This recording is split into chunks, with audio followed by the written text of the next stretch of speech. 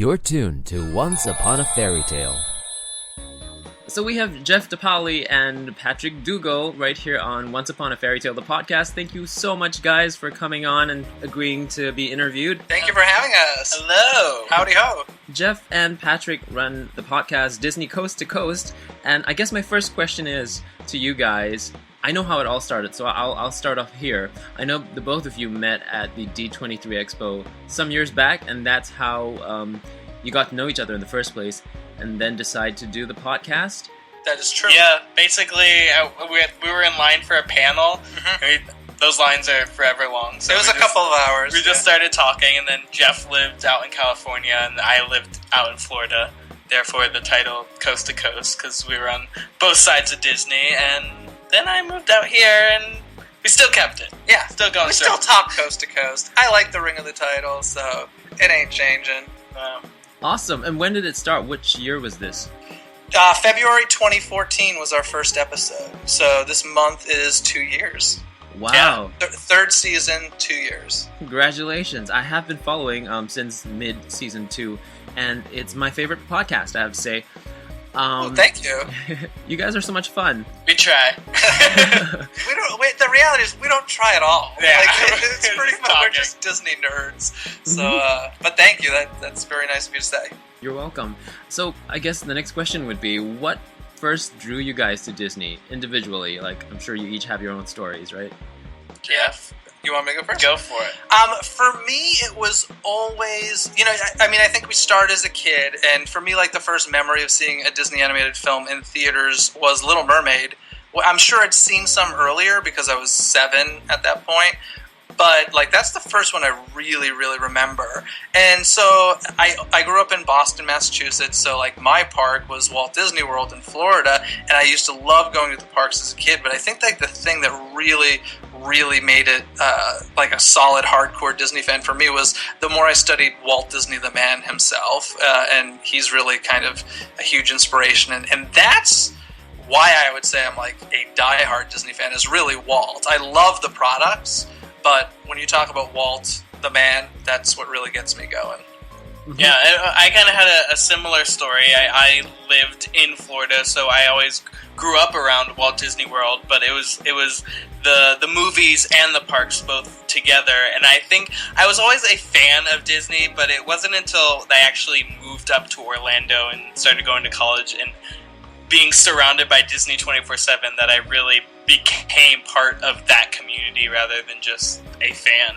Right. Why Disney more than any other thing? What about Disney drew you to it, and how and why did it grow this much?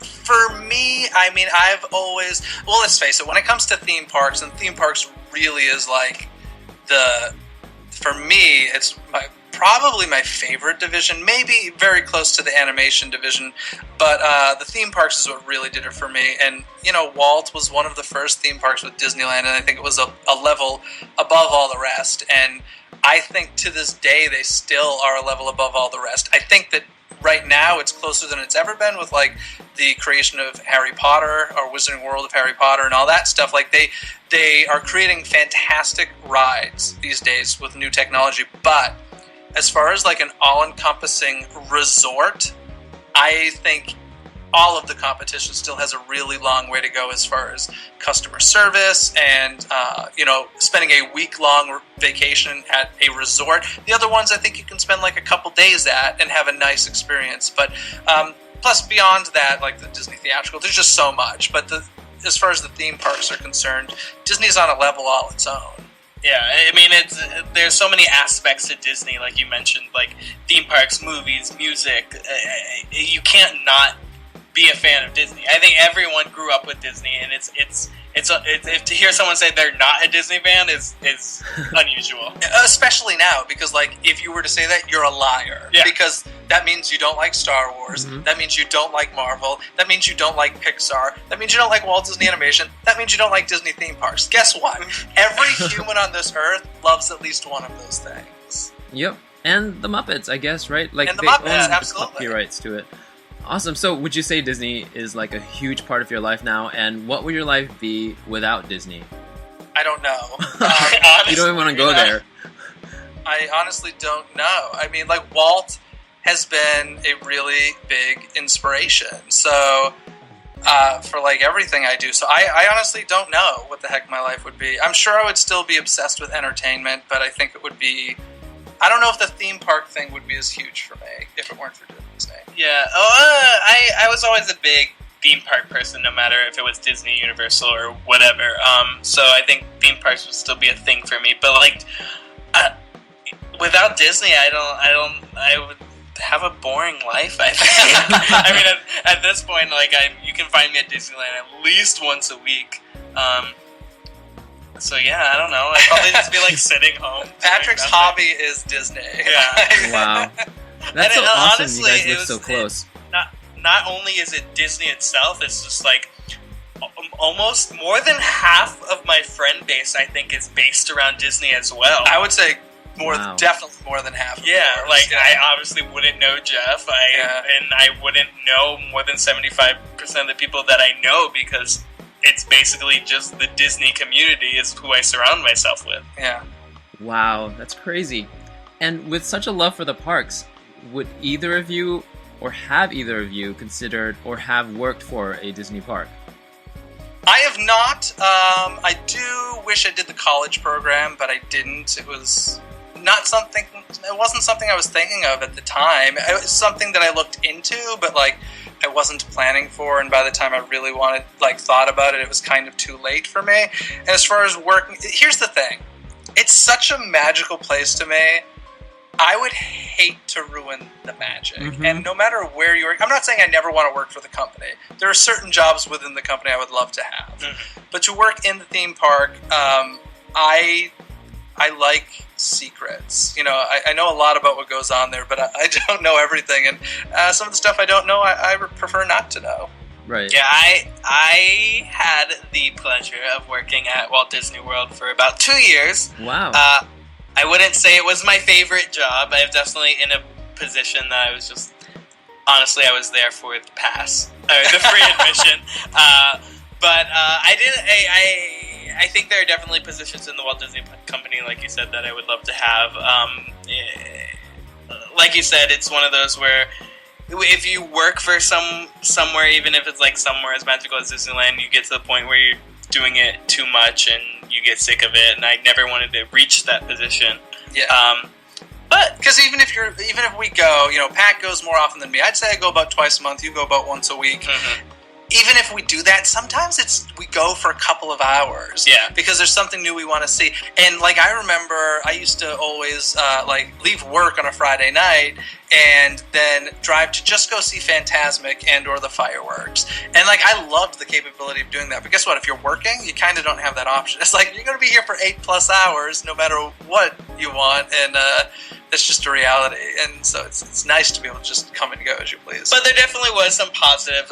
Obviously, like, Disney's known for their super guest service, and just like making families vacations were always like super rewarding. And I did a lot of things with Make-A-Wish kids, and it's definitely a rewarding job for sure. But I like just visiting. Mm-hmm. They are special. I mean, they still have that thing going where they pick one guest a day to stay in the castle, right? I don't think it's every day. I think it's used pretty rarely. Yeah, they have like random contests throughout the year and sweepstakes. They use it for that. I do feel like it's wasted a lot. I'm like, why? In my opinion, why don't they do it once a day? Exactly. Or even if they really wanted, charge money for it, because there are people that would pay it. I mean, the exclusivity. Am I saying the word right? Yes. Of it is nice. The fact that you can't buy your way into it, I think that just makes it even extra special. But I am surprised that at this point that there isn't an option to pay your way into it. Right. Yeah, it's I mean, are there pictures out there? Are there YouTube videos of a guest who has sort of documented it? I know there are pictures. The only pictures I've seen were from the company, I think. Mm-hmm. My guess is you probably signed some sort of waiver. I don't know.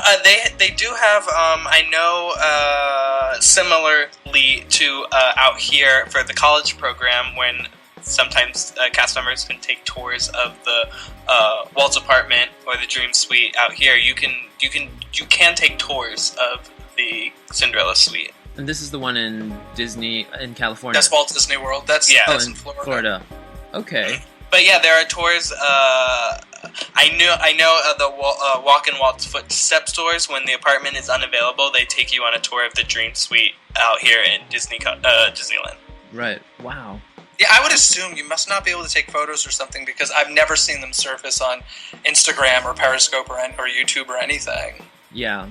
So you must know some people. You managed to swing some amazing guests on your show, like Don Hahn, Patrick Page, John Tartaglia.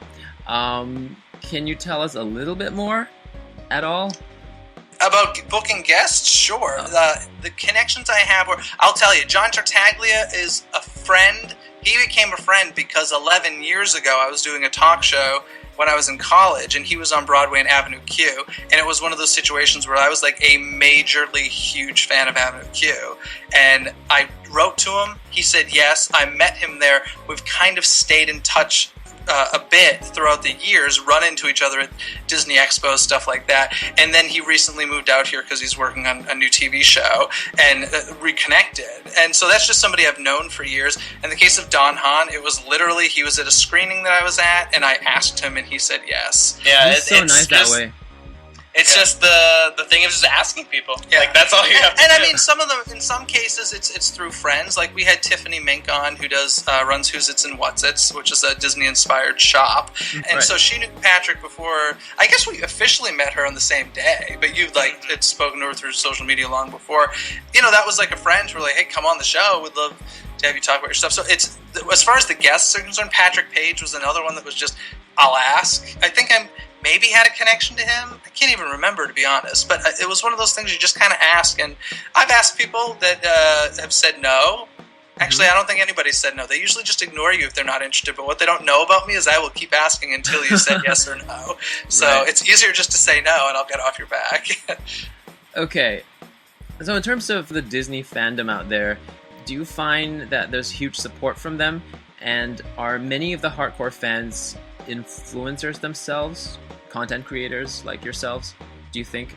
I think it goes both ways. There's definitely people that watch or listen to our show that don't create content, and I'm kind of like so you gotta understand, like, this show came out of kind of nowhere. It was like a little nugget of an idea that has gained some sort of following, and like the thing that surprises me is like, people come across the show and listen to an episode and maybe subscribe, but there's people who listen who wait for it on Wednesday mornings, and that's crazy to me.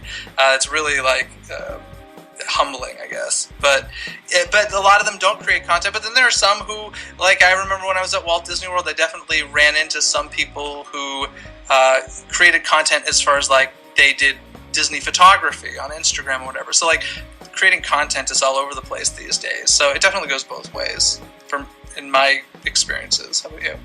Well, in terms of like Disney Coast to Coast, I mean, Jeff is like the main force driving the podcast. I have so many other things that I'm just here to talk. But there's definitely, when I come in contact with fans or whatnot, it's like either like they're aspiring content creators, they just love Disney, they come up, love your podcast, love your YouTube, whatever.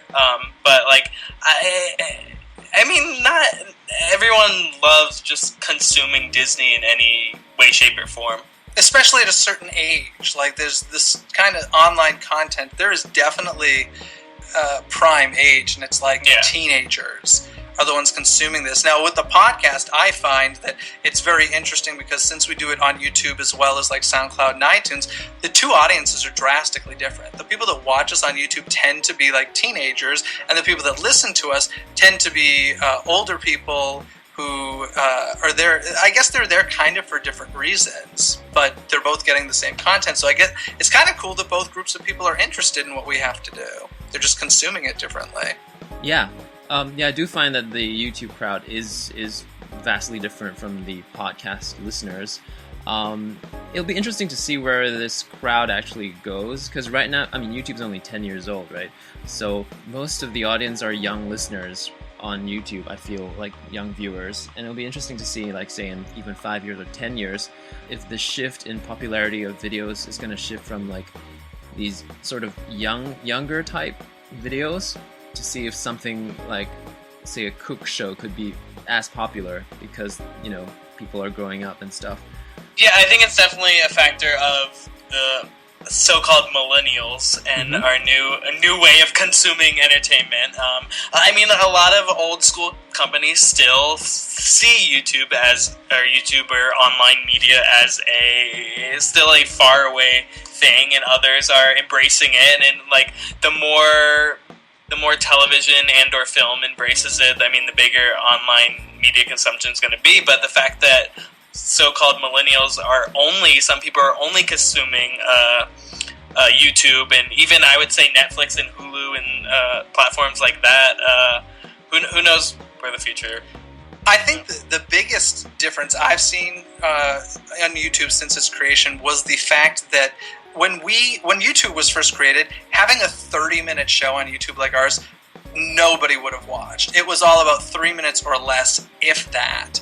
And I would say probably in the last few years, it's really become a platform where you can have, like, as long as the content is interesting, you can have 30-minute shows or hour-long shows or whatever you want. But I remember for a long time there was that steadfast rule of if your video is over 3 minutes, nobody's going to watch it. Right. Well, as a content creator yourself, if you're telling me that, that's great news, because I'm still being told as a YouTuber you should keep your stuff short. They just released this, even advertisers, they're being told ads should now be tried like 6 seconds. So they're trying to have like a start, middle, and end in 6 seconds. Well, that I get, because if you're talking about ads being tagged onto YouTube videos, that's because most people hit skip ad.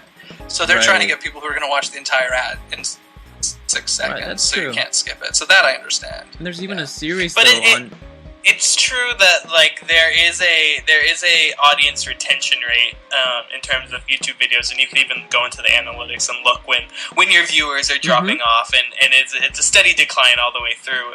Whatever, even if it's a minute, you'll still see people drop off. Some people do have really short attention span, and it's usually the very, very younger crowd. That's why you have platforms like Vine that's like only 6 seconds, which is some people can't handle more than 6 seconds. But there is definitely an audience and people out there that, as long as the content is interesting, will sit for a full 30 minutes.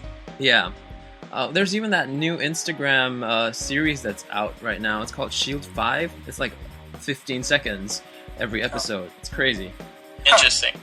So in terms of the future of Disney Coast to Coast, is this going to continue for as long as you're able to make it? Or in terms of also working with studios like Maker, maybe, because they own Disney? Well, what is the future? Disney Coast to Coast is part of Maker Gen already. Nice.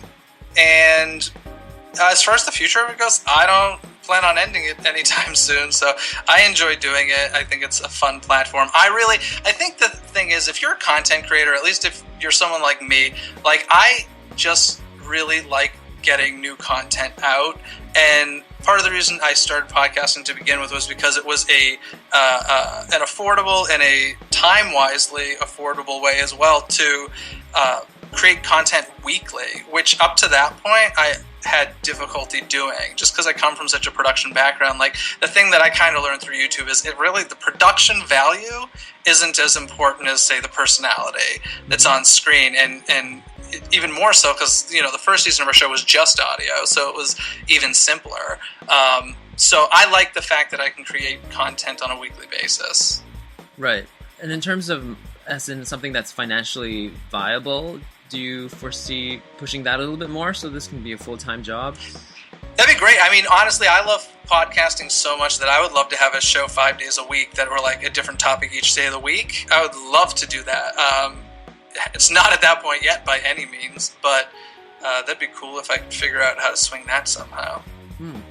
And really, how do you both find time to do Disney Coast to Coast? Patrick, you're involved in Thingamavlogs, and you have all these other things as well at work, and as well as you, Jeff, with your Disney Daily Decision on Periscope. Yeah, Daily Disney Decision. Yeah, how do you find, how do you manage to come up with something Disney every day, practically? Oh, on Daily Disney Decision? I don't know. You'd be surprised. Sometimes just oh, God, what should it be? Some are better than others, to say the least. But, I don't know. It's not like thinking about Disney as something that I have to sit and do. It's kind of just a natural occurrence that happens all day long.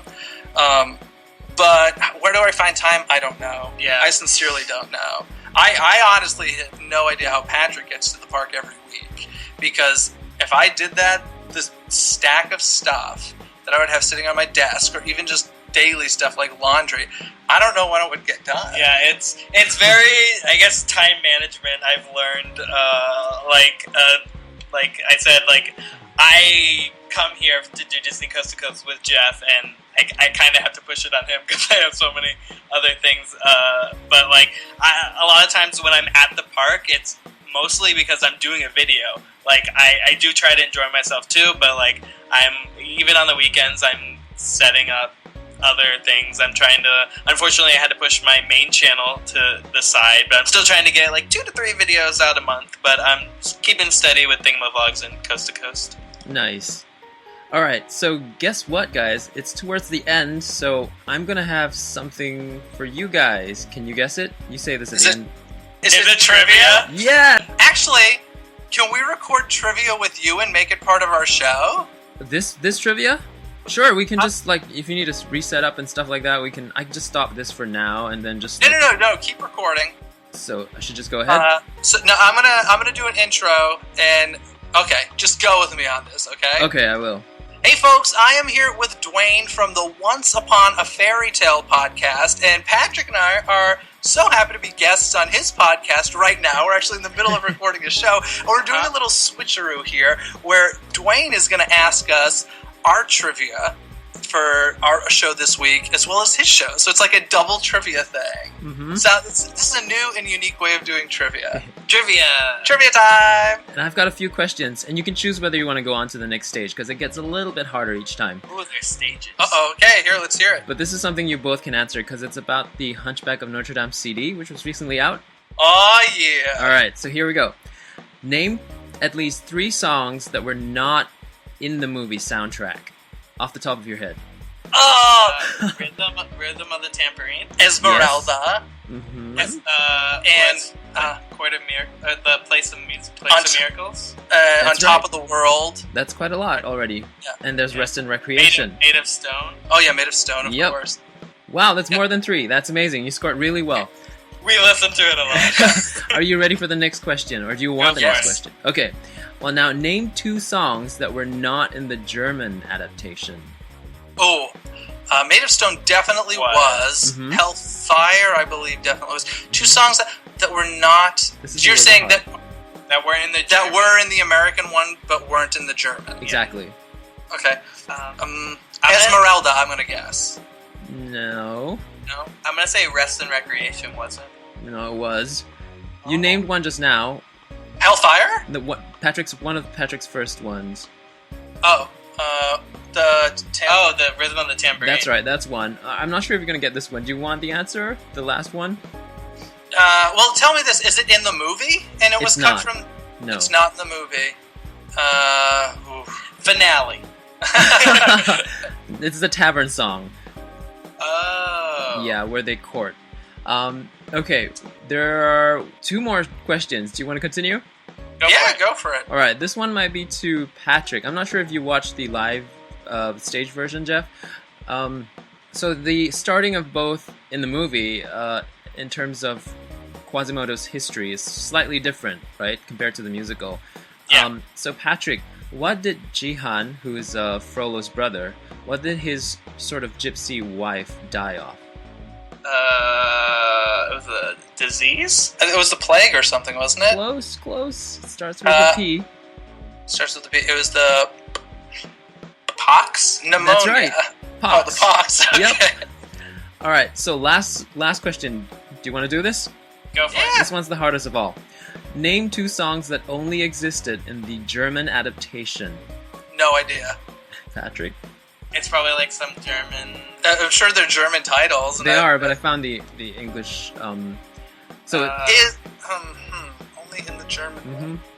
No clue. I would guess one of them is a song that Frollo sings, and another one is a song that Quasimodo sings. Partly right. One song is called Balancing Act. I'm not sure who sings that. I gotta look that up. And the other one is a duet between Captain Phoebus and Quasimodo called Out of Love. It's actually pretty awesome. I might try and do a cover of it on my channel one day, because it's a lovely duet, a ballad, and it's about Captain Phoebus persuading Quasimodo to go rescue Esmeralda. Very And cool. there's an English version of it. Like the whole English adaptation script is, so the lyrics are there. So basically anyone could sing it if they want. But that's it. That's trivia time. You guys did really well. We In did fact. okay. We did pretty good. We did okay. We're obsessed with Hunchback of Notre Dame, for sure. Me too. Well, Cool. thanks for having me on your show, and thanks for being on my show, guys. Of course, absolutely. And so What's your website? Or do you have a website or your YouTube channel name? I have a Facebook page. It's at www.facebook.com/OnceUponAFairyTaleTime, and the YouTube channel is under DisneyDwayne. And for you guys as well, we can all follow you on... DisneyCoastToCoast.com is where you find everything. We're at DisneyCTC. That's DIZNEYCTC on Twitter and Instagram. Search for Disney Coast to Coast on Facebook and Tumblr. But everything, all the links are at DisneyCoastToCoast.com. Awesome! Yay! Cool.